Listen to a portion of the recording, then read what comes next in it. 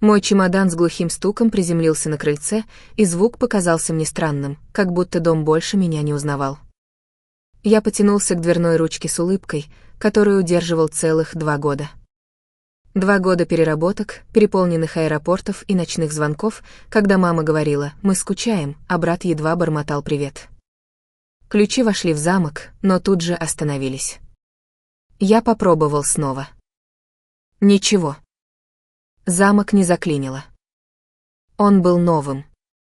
Ладони похолодели, когда я уставился на блестящий замок. Старый латунный, бабушкин латунный, исчез. Даже коврик у двери сменился. Маленький голубой «домой» заменили на какой-то жесткий бежевый, явно из упаковки по 5 штук. Я отступил, оглядел окна. Белые жалюзи вместо штор. Сердце сжалось так резко, что пришлось дважды глотнуть. Я оглядел улицу, как будто мог ошибиться домом, но дуб все так же стоял, птичий умывальник треснутый, соседский красный грузовик. Это был мой дом, и его словно стерли из моей жизни. Я достал телефон и позвонил брату. Он ответил на второй звонок, раздраженно. «Что, Колтон?» — сказал я ровным голосом. «Почему мои ключи не подходят?» Тишина. Не удивленная, а виноватая тишина. Потом он выдохнул, словно ждал этого дня. Мы поменяли замки. Горло сжалось. «Почему?» «Мы продали его», — сказал он, как будто сообщал погоду. Надо было покрыть расходы. Поручень крыльца словно качнулся, но только в моей голове. «Вы продали бабушкин дом?» — спросил я. Он коротко, гадко рассмеялся. «Тебя не было, Харпер. Счета не ждут, пока ты за границей. Я отправлял деньги. Каждый месяц», — рявкнул я, не сдержавшись. «Ты говорил, что на дом». «Ну, не хватало», — сказал он безразлично. Рука тряслась так сильно, что пришлось держать телефон обеими руками.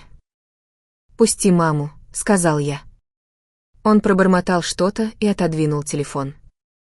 Слышались приглушенные голоса, потом голос мамы. «Сладкий, слишком сладкий». «Харпер, ты вернулся?» «Замки изменены», — сказал я. Пауза. «Милый, спокойно, как будто объясняла решение по покупкам, мы сделали то, что должны были». «Ты мне даже не сказала», — стиснув челюсти, сказал я, даже не предупредила. «Ты была занята своей жизнью», — ее голос стал твердым. «И все равно нам должна». Эта фраза ударила словно пощечина без звука. «За что?» — спросил я. «За все», — сказала она. «За то, что мы тебя воспитывали. За всю помощь. За стресс, который ты нам принесла. Колтон так много вынес, пока тебя не было». Зрение на мгновение замутилось. Не от слез, а от жара гнева, который поднимался, как буря. «Я принесла стресс?» — прошептала я. «Харпер», — резко сказала она. «Я не собираюсь с тобой ссориться. Дом продан. Ты можешь остаться у друга или в отеле». «В отеле». Как будто я какой-то случайный путешественник, оказавшийся не в том доме. Колтон снова взял трубку, довольный собой. «Видишь. Не драматизируй». Я уставился на новый замок, пока глаза не начали жечься. Потом выдавила спокойный голос. «Хорошо». Он замялся. «Хорошо». «Да», — спокойно сказала я, спокойствие делало его нервным, я это слышала. «Я разберусь», — сказал он. «С чем?» — спросила я, он уже продан. Я не ответила. Положила трубку. Несколько мгновений просто стояла, слушая собственное дыхание, чувствуя, как сердце бьется в груди. И тогда я сделала то, чего семья точно не ожидала. Я не плакала. Не стучала в дверь. Не умоляла. Я сняла чемодан с крыльца, скатила его по ступеням и пошла к машине, как будто это мое место, потому что так и было. Сев за руль, я смотрела на дом через лобовое стекло, вспоминая моменты. Бабушка на кухне, напевая, когда готовила, бабушка, протягивающая мне потрепанный конверт. Сохрани это. Люди ведут себя странно, когда появляются деньги. Тот конверт, который я отсканировала и сохранила в почте перед отъездом, был со мной. Руки перестали дрожать. Я открыла почту, нашла PDF с документами на недвижимость. Там была строка, от которой перехватило дыхание, бенефициар Харпер Лейн. Теперь это было не просто предательство. Это была ошибка, которую они совершили сами. Сделала скриншоты и сразу позвонила адвокату бабушки. «Офис Мартина Кеслера», — услышала я уверенный голос. «Мистер Кеслер, это Харпер Лейн. Моя семья говорит, что продала дом бабушки». Тишина. Потом голос стал резким. «Что? У вас есть документы?» «Смотрю их сейчас», — сказала я. «Тогда твой брат и мама сделали ошибку, из которой не выберутся», — спокойно сказал он. Я сжала телефон. «Отлично», — тихо сказала я. «Что делать дальше?» Пока он объяснял, я смотрела на дом через лобовое стекло и впервые за 2 года почувствовала не тоску, не грусть, а контроль. Потому что моя семья думала, что новые замки удержат меня. Они не знали, что у меня есть ключи, которых они не видят. Когда я повесила трубку, небо было серобледным, и мир казался замершим. Я не возвращалась в дом. Вместо этого поехала в маленькое кафе у трассы, туда, где водители грузовиков пьют кофе, и никто не спрашивает, кто ты и откуда. Я села в уголок, открыла ноутбук, телефон рядом, документы расстелились передо мной, как кусочки пазла, наконец складывающиеся в целую картину. Мистер Кеслер не терял времени. «Харпер», — сказал он твердо, — «ваша бабушка была очень ясна. Недвижимость не может быть продана без вашего письменного согласия. Ни да, ни после, ни при каких обстоятельствах». Эти слова постоянно крутились у меня в голове, пока я пролистывала документы. Пункт за пунктом, даты, подписи, мое имя повсюду. В груди поселилось странное чувство. Не радость и не облегчение. Фокус. Теперь я понимала, это уже не просто семейная драма. Это рычаг воздействия. Телефон зазвонил на столе. «Мама». Я не ответила. Зазвонил снова Колтон. Я поставила телефон на беззвучный и сделала глоток остывшего кофе. Впервые я не реагировала, я планировала. Мистер Кеслер уже подал срочное уведомление о заморозке всех дальнейших шагов по сделке. Продажа была не такой уж завершенной, как гордо утверждал брат. Все еще оставались незакрытые вопросы, условия эскроу, отсроченные передачи, документы, предполагающие отсутствие споров. Они солгали. А система ненавидит ложь. Телефон снова завибрировал. Сообщение: «Мама, почему ты не отвечаешь? Нам нужно поговорить». Я посмотрела на сообщение и медленно напечатала. «Я занята. Скоро поговорим». 3 точки появились почти сразу, потом исчезли. Потом пришло сообщение от Колтона. «Не делай глупостей. Все кончено. Забудь». Я улыбнулась чуть заметно. Забудь. Они действительно думали, что новые замки аннулируют мои права, а расстояние сделает меня невидимой. Они не знали, что каждая зарплата, которую я зарабатывала, готовила меня к таким моментам. Моментам, когда не взрываешься, а действуешь. Мистер Кеслер перезвонил через час. «Я изучил документы со стороны покупателя», — сказал он. «Там кое-что интересное». «Насколько интересное?» Выпрямилась я. «Покупатель — холдинговая компания», — объяснил он. «Не семья, не инвестор, не тот, кто хочет перепродать, а юридическое лицо, созданное для временного хранения активов». Я сжала чашку с кофе. «Почему это важно?» «Холдинговые компании осторожны», — сказал он. «Они не любят риски, а сейчас эта недвижимость полна рисков». Я медленно выдохнула. Можно ли отменить продажу? Потенциально, сказал он, но главное, мы можем приостановить процесс. И пока он заморожен, ваша семья будет обязана юридически отвечать на вопросы. Я представила лицо Колтона, когда он поймет, что его уверенность бессильна против документов. «А деньги?» — спросила я тихо. Мистер Кеслер не колебался.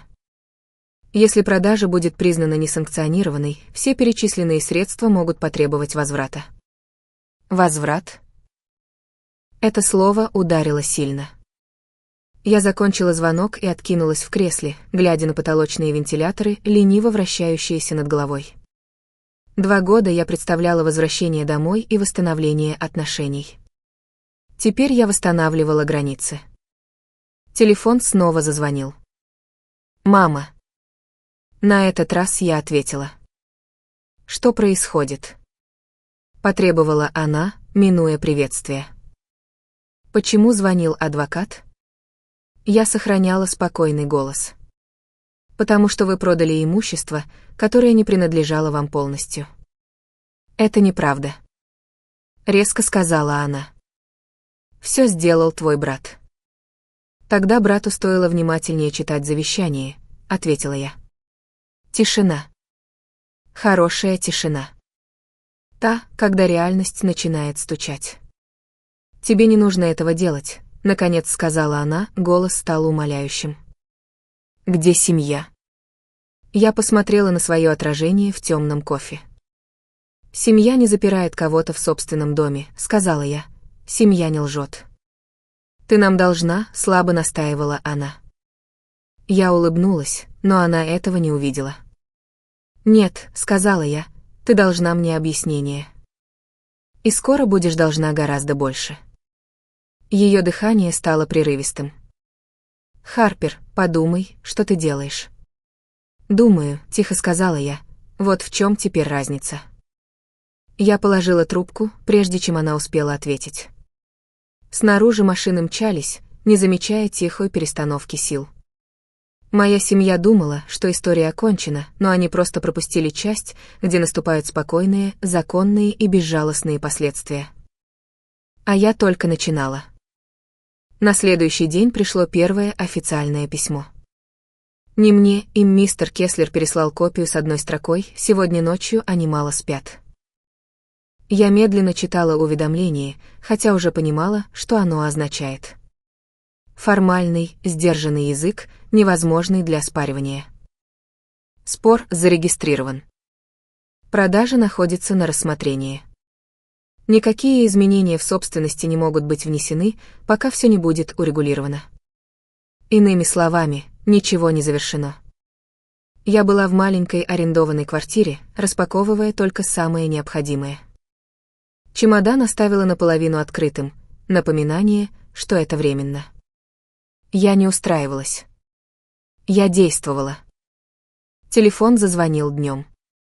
Колтон. Я ответила без приветствия. «Что ты сделал?» Резко спросил он. Я включила громкую связь и продолжила складывать рубашку. Я защитила свои интересы. «Ты что-то подала?» Поднял голос он. Адвокат пришел, покупатель задает вопросы, ты нас выставляешь в плохом свете. Я тихо рассмеялась. Не от юмора, а от неверия.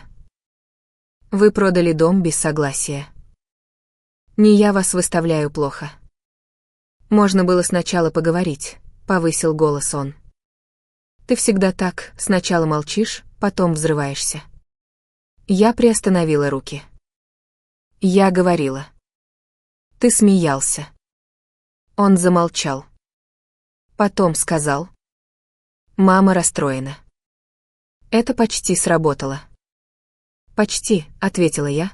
Мама была уверена вчера. Она сказала, что я ей должна. Ты все еще должна, усмехнулся Колтон. Пока я держал дом в порядке, пока тебя не было. Я подняла телефон, держа его рядом с деньгами, которые отправляла каждый месяц. Этого было едва достаточно, чтобы их раскрыть. Потому что все переводы документированы, помечены, датированы, сказала я спокойно, но остро. Его дыхание изменилось. «Ты об этом не думала, да?» Продолжила я. «Ты думал, что расстояние сделает меня неосторожной». «Харпер». «Нет», — сказала я, — «ты больше не можешь говорить надо мной». Тишина. Потом он пробормотал. «И что? Ты собираешься вернуть дом?» Я посмотрела на парковку за окном, где солнечные блики скользили по лобовым стеклам. «Я забираю ответственность обратно». Он повесил трубку. В тот же день мама пришла в мою аренду без предупреждения. Я сразу поняла, что это она. Постучала так, как всегда, 3 быстрых, нетерпеливых удара. Я открыла дверь наполовину. Ее лицо выглядело напряженным, старше, тревожнее. «Тебе не нужно было заходить так далеко», — сказала она, шагнув вперед. Я не двинулась. «Ни ты, ни я». Она сложила руки. «Нам нужны были деньги». «Вам была нужна удобная жизнь», — ответила я. «Есть разница». Ее губы сжались. «Ты ушла». «Я работала», — сказала я, — «для всех нас». Ее голос смягчился. «Мы думали, что ты не вернешься». Эти слова легли тяжелее всего. Я уставилась на нее. По-настоящему уставилась. «Вы продали мое место в семье, потому что думали, что я исчезну». Она отвернулась. «Так любовь не работает», — тихо сказала я. Она вздохнула, а потом попыталась другой подход. «Мы можем все исправить. Может, оставить тебе часть». «Нет», — перебила я, — «ты не можешь торговаться тем, что никогда не принадлежало тебе». Ее глаза слегка расширились. «Ты правда собираешься это сделать?» «Да», — сказала я, — «и сделаю это честно». Она понизила голос. «Если будешь настаивать, может стать грязно». Я улыбнулась спокойно, без слез. «Ты уже все запачкала. Я просто навожу порядок». Она ушла, не сказав ни слова. Тем же вечером мистер Кеслер снова позвонил.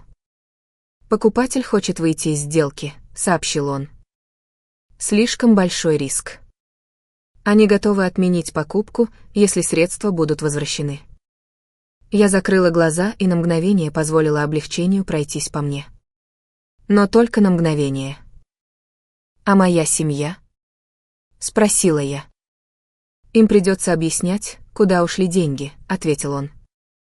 «И почему они утверждали, что имеют полное право». Я кивнула медленно. «Хорошо». Когда звонок закончился, я села на край кровати и выдохнула. Впервые с момента приземления мои плечи расслабились. Месть не обязательно должна быть громкой.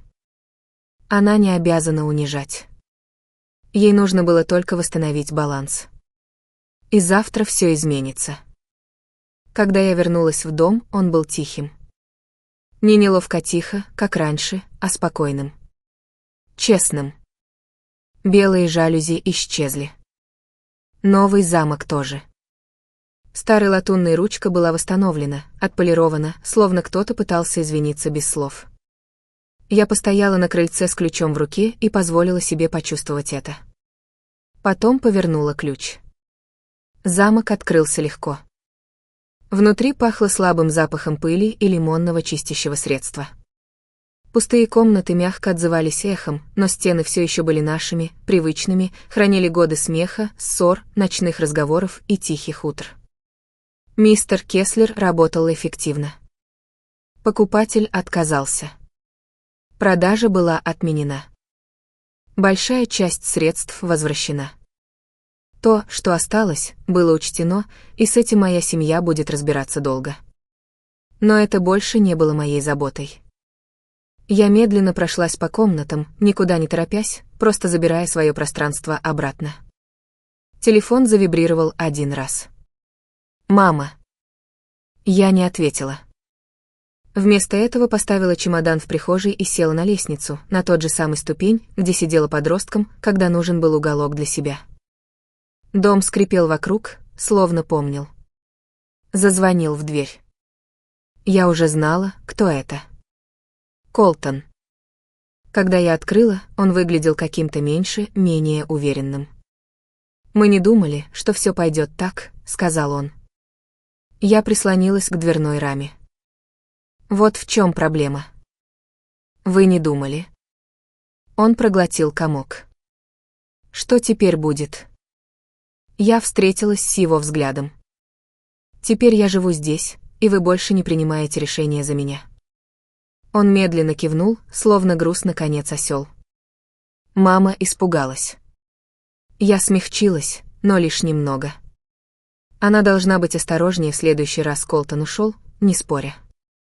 В ту ночь я спала на старой комнате на одолженном матрасе, глядя на лениво вращающиеся потолочные вентиляторы. Дом снова казался безопасным. Не идеальным, но честным. Утром солнечный свет пролился через окна, как всегда. Я приготовила кофе на той же кухне, где бабушка напевала. Открыла ящик и нашла старую карточку с рецептом бабушки, все еще спрятанную сзади. Я улыбнулась. Позже встретилась с мистером Кеслером в последний раз. «Дом в безопасности», — сказал он. «И ваша собственность тоже». «Спасибо», — ответила я, — «за все». Он кивнул. «Ваша бабушка гордилась бы вами». Когда я повесила трубку, вышла на крыльцо и села на ступеньки, держа теплый кофе в руках, наблюдая, как просыпается район. 2 года назад я уехала строить будущее. Вернулась и обнаружила, что его забрали. Но я не потеряла себя, пытаясь вернуть. Я обрела ясность, границы и дом, который, наконец, был по-настоящему моим. Я достала телефон и отправила себе одно сообщение. «Больше всех ты встала за себя. Не забывай это. Точка». Ветер шуршал в дубе над головой, и впервые с момента приземления я почувствовала покой. Не потому, что все вернулось на свои места, а потому, что все пошло по моим правилам.